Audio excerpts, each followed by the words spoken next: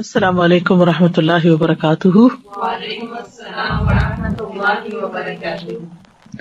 نحمده ونصلی علی رسولہ الکریم، اما بعد فاعوذ باللہ من الشیطان الرجیم، بسم اللہ الرحمن الرحیم، رب اشرح لی صدری ویسر لی امری واحلل عقدۃ من لسانی یفقہوا قولی۔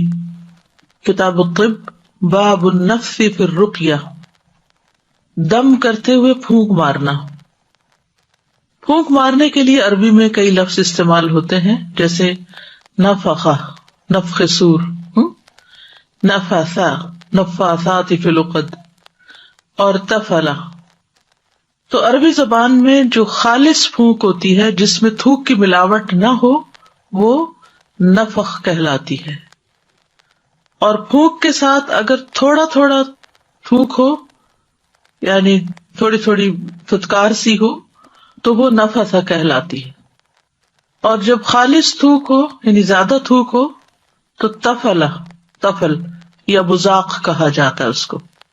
تو سوال یہ پیدا ہوتا ہے کہ دم کرتے ہوئے تھوکنا یا تھتکارنا یا پھونکنا، اس کا مقصد کیا ہے؟ اس میں دراصل شیطان کی ذلت مقصود ہوتی ہے، یعنی شیطان پر تھوکا جاتا ہے۔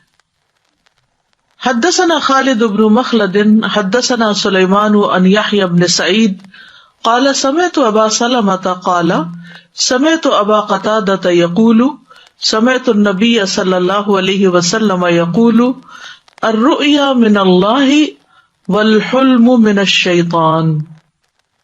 ابو قتادہ کہتے ہیں کہ میں نے نبی صلی اللہ علیہ وسلم کو فرماتے ہوئے سنا کہ خواب اللہ کی طرف سے ہوتا ہے اور برا خواب شیطان کی طرف سے۔ فَإِذَا رَأَى أَحَدُكُمْ شَيْئًا يَكْرَهُهُ فَلْيَنْفِثْ، پھر جب تم میں سے کوئی ایسی چیز دیکھے جس کو وہ ناپسند کرتا ہے تو اسے چاہیے کہ تھتکار دے۔ حِينَ يَسْتَيْقِظُ، جب اس کی آنکھ کھلتی ہے، 3 مرات، 3 بار، وَيَتَعَوَّذْ مِنْ شَرِّهَا، اور اس خواب کے شر سے پناہ لے لے، یعنی اللہ تعالیٰ کی۔ فَإِنَّهَا لَا تَضُرُّهُ، تو بے شک وہ خواب اس کو نقصان نہیں دے گی، تکلیف نہیں دے گی۔ وقال ابو سلمہ، اور ابو سلمہ کہتے ہیں وَإِن كُنتُ لَأَرَى الرُّؤْيَا، کہ میں ایسے خواب دیکھتا تھا اثقل علی من الجبل، جو مجھ پر پہاڑ سے بھی زیادہ بھاری ہوتے تھے، یعنی ایسا خواب میں دیکھتا گویا میرے سر پہ پہاڑ پڑ گیا ہو۔ فما ہوا الا ان سمعت ھذا، تو نہیں وہ اب ایسی کیفیت مگر یہ کہ جب سے میں نے سنا ھذا الحدیث، اس حدیث کو، فما ابالیھا، تو میں اب اس کی پرواہ نہیں کرتا، یعنی جب سے میں نے یہ حدیث سنی ہے تو اس کے بعد سے مجھے اب پرواہ نہیں، کیونکہ میں ایسا خواب آنے کے بعد تھتکار دیتا ہوں اپنے بائیں طرف۔ تو یہاں پر رؤیا اور حلم میں فرق کیا گیا ہے، اور یہ بتایا گیا کہ الرؤیا من اللہ والحلم من الشیطان۔ تو رؤیا وہ چیز ہے، رآ سے ہے یہ بھی، جسے انسان اپنی نیند میں دیکھتا ہے۔ ہی ما یری النائم فی نومہ، یعنی سوتے ہوئے دیکھتا ہے۔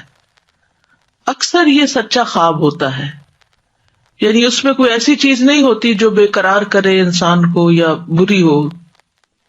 اور حلم جو ہے برے خواب کو کہتے ہیں، ڈراؤنے خواب کو۔ تو برے خواب دیکھنے پر شیطان کو تھو تھو کیا جاتا ہے، اور شیطان کے شر سے اللہ تعالیٰ کی پناہ مانگی جاتی ہے۔ تو ایسا کرنے سے شیطان کی تذلیل ہوتی ہے۔ تو اس سے یہ بات پتہ چلتی ہے کہ دم کرتے ہوئے تھتکارنے کا بھی جواز ہے، اور تعوذ بھی دم ہی کی ایک قسم ہے۔ اور امام بخاری نے ان لوگوں کی تردید کی ہے جن کا موقف یہ ہے کہ دم کرتے وقت تھتکارنا نہیں چاہیے، کیونکہ قرآن مجید میں نفاثات کے شر سے پناہ مانگنے کی تلقین ہے۔ لیکن مذموم نفس وہ ہوتا ہے جو جادو ٹونا کرتے وقت کیا جائے، یعنی نفاثات مذموم معنوں میں استعمال ہوا ہے، لیکن وہ جادو ٹونا کرتے وقت ہوتا ہے، جبکہ اللہ کا ذکر کر کے شیطان کے لیے تھو تھو کرنے میں کوئی حرج نہیں۔ ایسا کرنا احادیث سے ثابت ہے، یعنی تتکارنا جو ہے وہ حدیث سے ثابت ہے۔ یہاں خواب کی حقیقت کے بارے میں بھی کچھ باتیں آپ سے کرنا چاہوں گی۔ ابو ہریرہ بیان کرتے ہیں کہ رسول اللہ صلی اللہ علیہ وسلم نے فرمایا، خواب 3 طرح کے ہوتے ہیں۔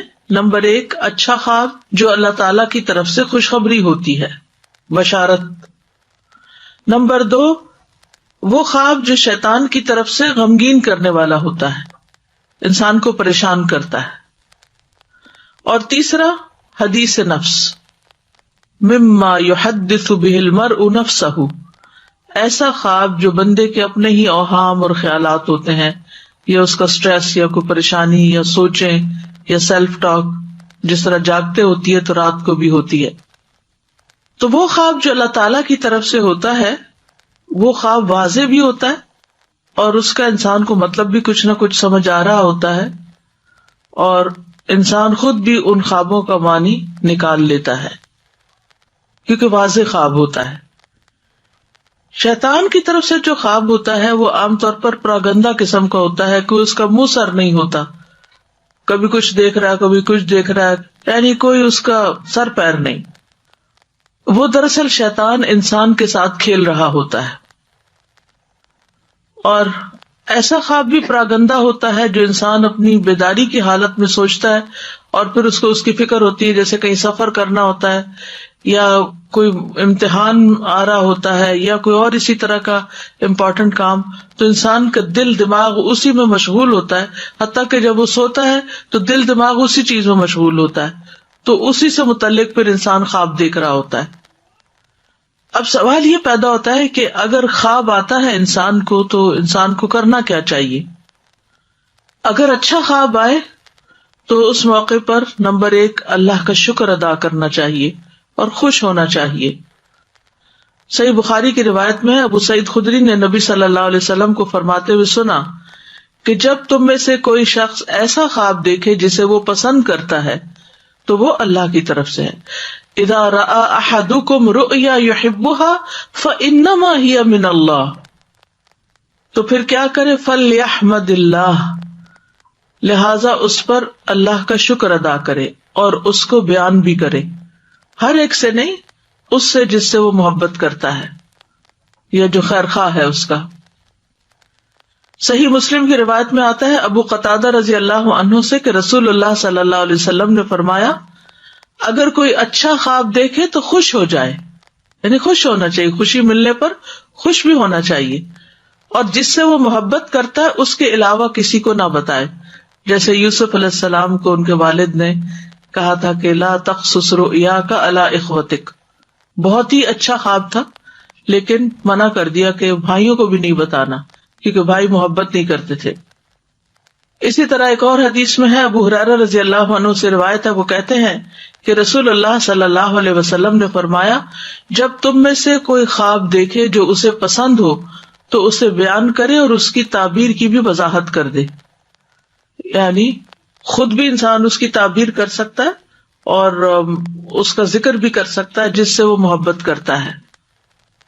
اسی طرح خواب جو ہے وہ صرف عالم اور مخلص لوگوں کو بیان کیا جائے، یعنی جاننے والے کے سامنے خواب رکھا جائے، ایسے محفلوں میں بیٹھ کے خواب کی کہانیاں نہ سنائی جائیں۔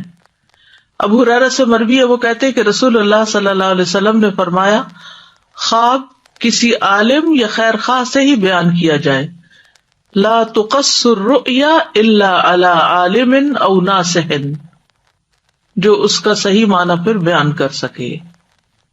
پھر اسی طرح یہ ہے کہ برا خواب جو ہے وہ شیطان کی طرف سے ہوتا ہے، اور اس کا مقصد کیا ہوتا ہے کہ وہ ابن آدم کو ان کے ذریعے غمگین کرے۔ اور ایک وہ خواب ہوتا ہے جو سچا ہوتا ہے، اور وہ نبوت کا 46واں حصہ ہوتا ہے۔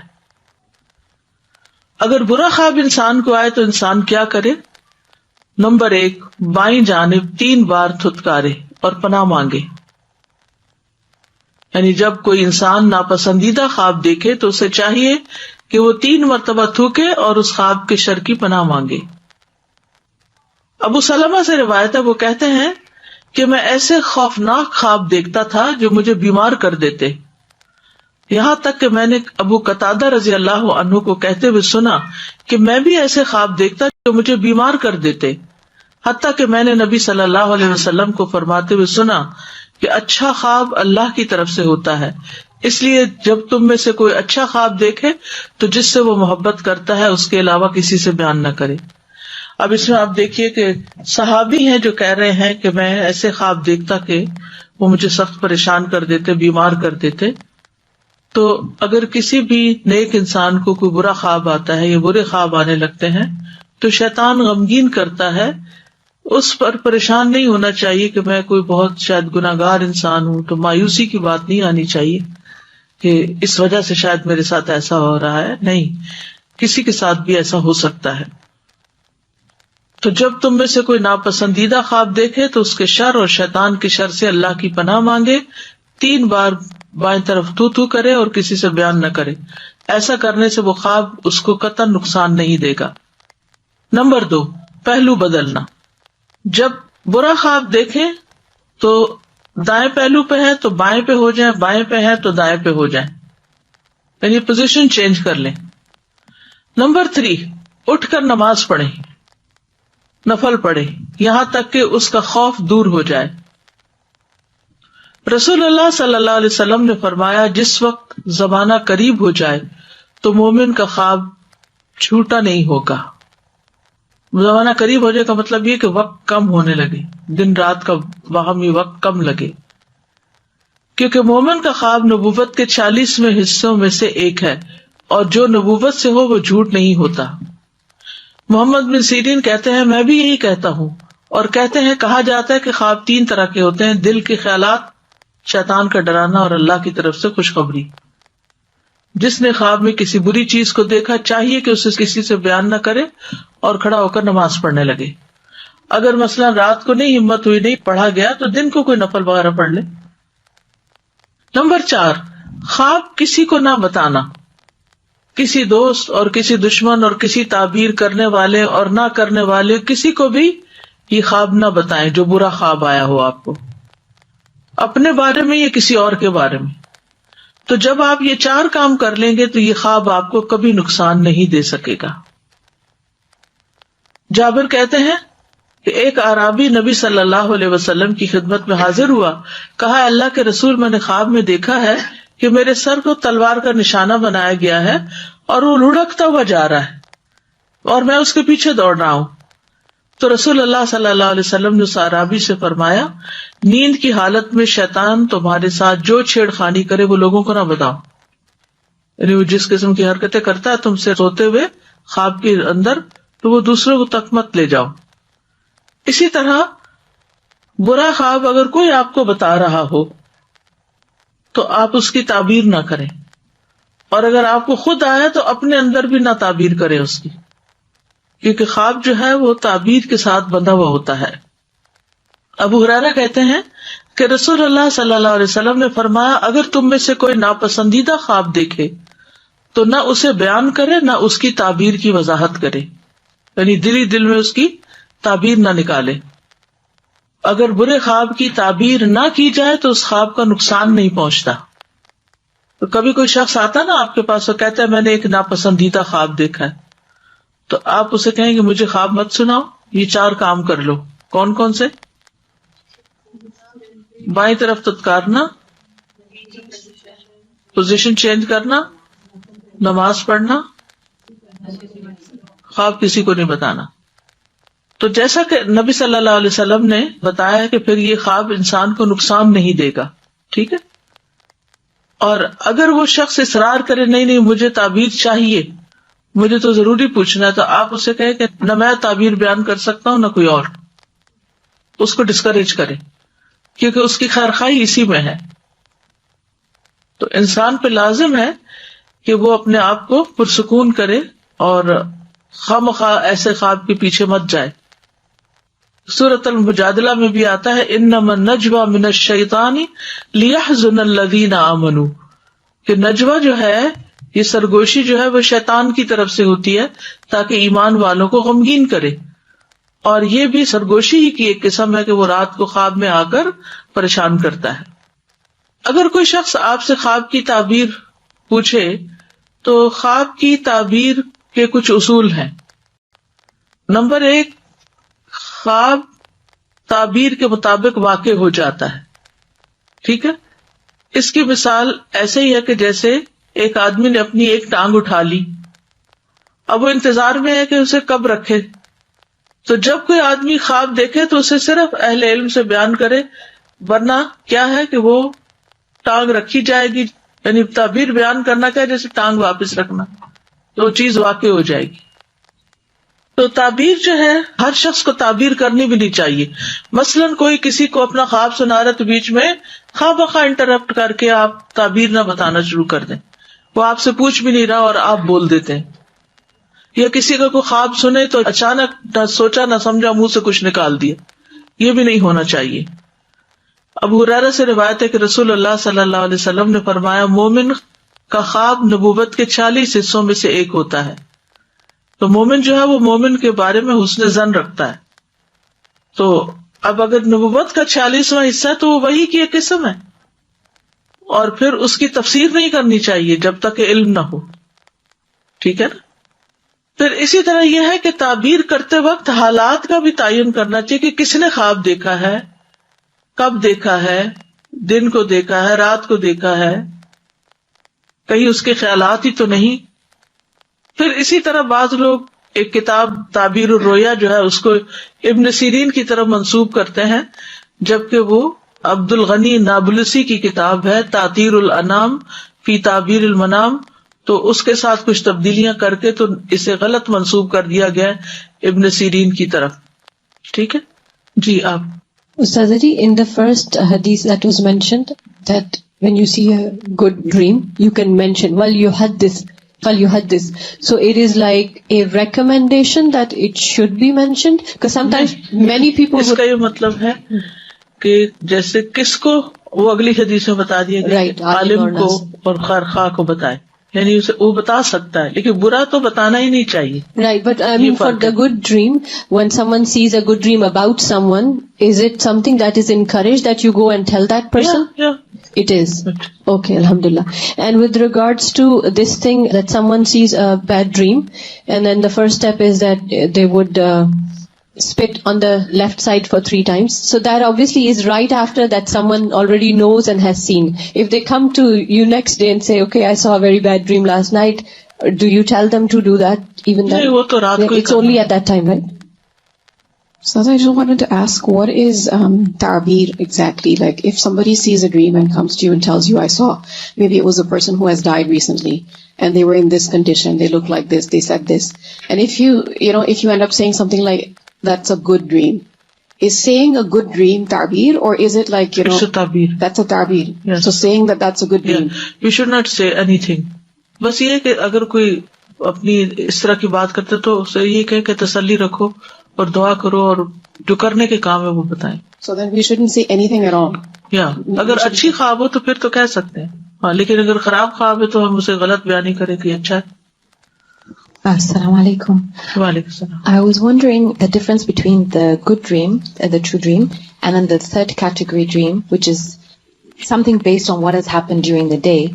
What if the good dream is, yes, you've been discussing something during the day and then you dream about it in a good way? So is that still part of the third category, or does it? It's part of third category. Saziri, I was thinking sometimes when you wake up, you don't necessarily think that it was a bad dream, and it's not a bashara as well, and it's someone who's hardly related to you, you would think about them, and you see them, maybe they had passed away and they're in the dream and they're asking for something, or about the death of someone who's related to you. اس کے بارے میں کہتے ہیں کہ جب کوئی فوت شدہ بندے کو دیکھتا ہے تو جس حال میں دیکھتا ہے وہ اسی میں ہی ہوتا ہے, اور اگر وہ کچھ مانگتا ہے تو صدقہ کرنا چاہیے اور اس کے لیے دعا کرنی چاہیے. اٹس کائنڈ آف ریمائنڈر, جیسے سب کوئی آ کے تو بعض اوقات وہ کچھ کہتا ہے کرنے کو, وہ کر لینا چاہیے, کوئی قرض ادا کرنے کو یا کوئی وصیت پوری کرنے کو یا کچھ بھی اس طرح کا. ایسے کئی واقعات ملتے ہیں, یعنی گائیڈ لائن بھی ہوتی ہے. جیسے سورۃ یوسف میں خوابوں کا ذکر ہے جو بادشاہ نے دیکھے, اور ضروری نہیں کوئی نیک آدمی اچھا خواب دیکھے گا اور کوئی برا ہی دیکھے گا. اب وہ نان مسلم تھا بادشاہ جس نے بالکل سچا خواب دیکھا تھا, وہ جو 7 گائے ہیں پتلی ہیں جو موٹی گایوں کو کھا رہی ہیں. بعض اوقات آپ آیت الکرسی اور سب کچھ پڑے ہوئے ہوتے ہیں، پھر بھی آپ کو کوئی نہ کوئی برا خواب آ سکتا ہے.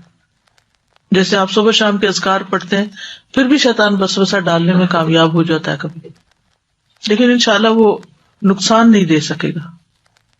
جی آپ نے جیسے فرمایا کہ اپنے خواب جب دیکھیں تو اگر برا خواب ہے تو خود سے بھی تعبیر نہ کریں، لیکن ایک آٹومیٹک خیال آ جاتا ہے. خیال تو آ جاتا ہے، اس کو جھٹکیں اور تعوذ پڑھیں. حدثنا عبد العزيز بن عبد الله الأويسي حدثنا سليمان عن يونس عن ابن شهاب عن عروة بن الزبير عن عائشة رضي الله عنها قالت كان رسول الله صلى الله عليه وسلم إذا أوى إلى فراشه نفث في كفيه بقل هو الله أحد وبالمعوذتين جميعا ثم يمسح بهما وجهه وما بلغت يداه من جسده. قالت عائشة فلما اشتكى كان يأمرني أن أفعل ذلك به. قال يونس كنت أرى ابن شهاب يصنع ذلك إذا أتى إلى فراشه.